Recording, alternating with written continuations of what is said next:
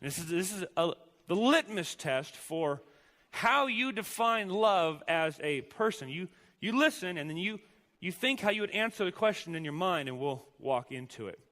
The question is this: do you feel more loved by God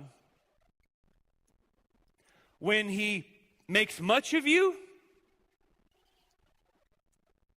or when, at great cost to Himself, He enables you to make much of Him? They're not the same thing.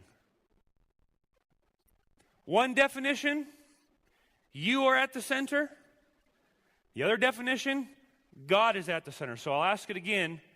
Do you feel more loved when you think about God making much of you, or when you think about God at great cost to Himself, enabling you to make much of Him? And how you answer that question will be how you define love. So here's an alternative definition to love that we can work with.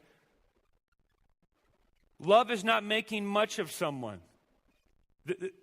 This will radically change your parenting. In fact, in our gospel community last week, we were wrestling with this, and we talked for a couple hours in my living room, like, how can God, this is amazing, it's self-authenticating, it's biblical, it's freeing, it's invigorating, it's soul-stirring, I love it, but I'm not able to connect it to how God would love me, and I said, well, come back next week, because you intuitively know that to love your children how you want God to love you is bad for them.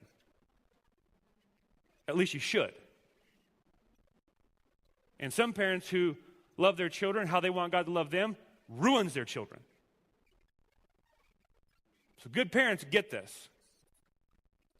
Love is not making much of someone. New definition of love. Love is laboring, working, striving, straining, suffering if necessary, to enthrall another person with that which will make them eternally and infinitely happy. Love is laboring and suffering if necessary to enthrall other people with that which will make them eternally happy, namely Christ. Do you get that? That's our working definition for love this morning. So if that's what love is, and it is, then God's constant exalting of His glory for our enjoyment is the most loving thing He could do. When Paul says in 1 Corinthians 13:5, love seeks not its own, he's describing a love between humans. In loving other humans, don't exalt yourself. In loving other humans, don't exalt them. They don't need that. They don't need to be raptured with you. They don't need to be enraptured with them. That's the clinical definition of sickness. To be stuck on exalting yourself.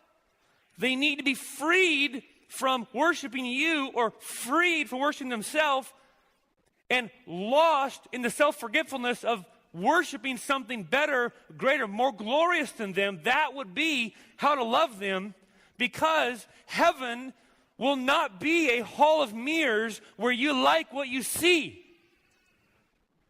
It won't be. Heaven will be the one place, finally, where you will be forever and eternally freed from being stuck on and consumed with and conscious of yourself, and you'll be freed of that because you'll be consumed by worshiping, praising, glorifying something bigger and better than you, and that will be amazing for you.